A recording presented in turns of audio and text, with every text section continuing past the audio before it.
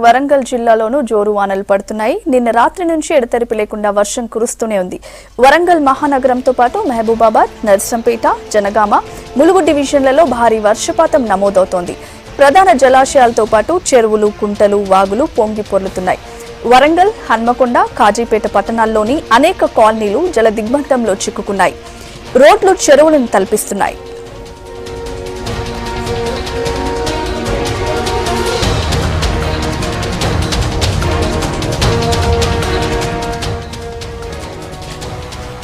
Shivanagar, సాకరాయకుంట, Kashibugga, Vivekananda colony, యనమాముల, హన్మకొండలోని Ashok Nagar, Deen Dayal Nagar ఇలా అనేక కాలనీలు నీట మునిగాయి. జిల్లాలో మహబూబాబాద్లో ఎడతెరిపి లేకుండా వర్షం కురుస్తూనే ఉంది.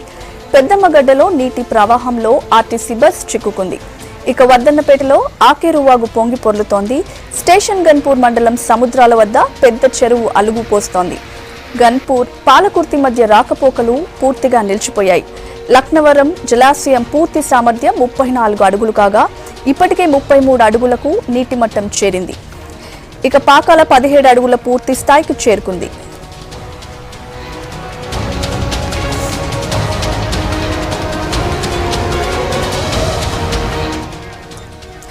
ఏజెన్సీలో జోరు వానలు పడుతున్నాయి. భూపాలపల్లిలో రాత్రి నుంచి కురుస్తున్న భారీ వానతో ఓపెన్ కాస్ట్ గనుల్లో బొగ్గు ఉత్పత్తి నిలిచిపోయింది.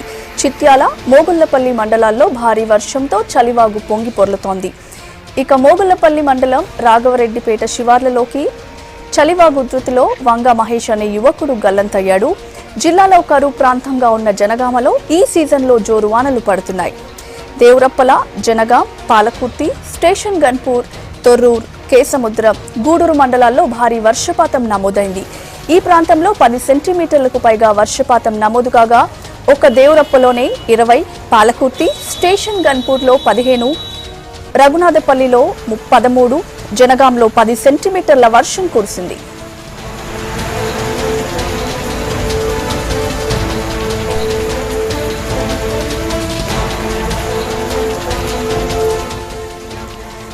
జిల్లాలో తాజా పరిస్థితిని కృష్ణమోహన్ అందిస్తారు. కృష్ణమోహన్, జిల్లాలో సిచ్యువేషన్ ఏంటి? వరంగల్ జిల్లాలో భారీ వర్షాలు కురుస్తున్నాయి. అర్ధరాత్రి నుంచి ఎడతెరిపి లేకుండా కురుస్తున్న వర్షాలతో వరంగల్ జిల్లా మొత్తం కూడా తడిసి ముద్దైంది.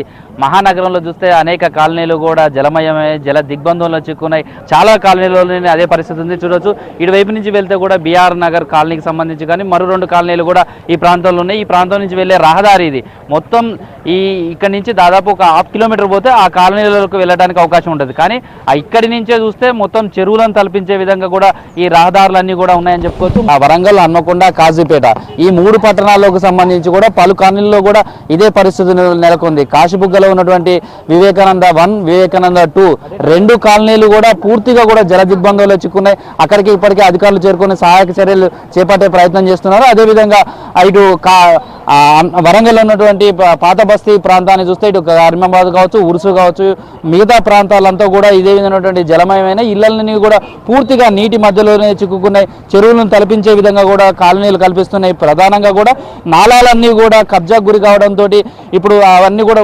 వచ్చినటువంటి వాటర్ అంతా కూడా పొంగి పొర్లుతుండటం, తర్వాత ఇళ్లలోంచి ఎవరు బయటకు వచ్చే పరిస్థితి లేని ఈ విధంగా కూడా ఇక్కడ మొత్తం తయారైందని చెప్పుకోవచ్చు.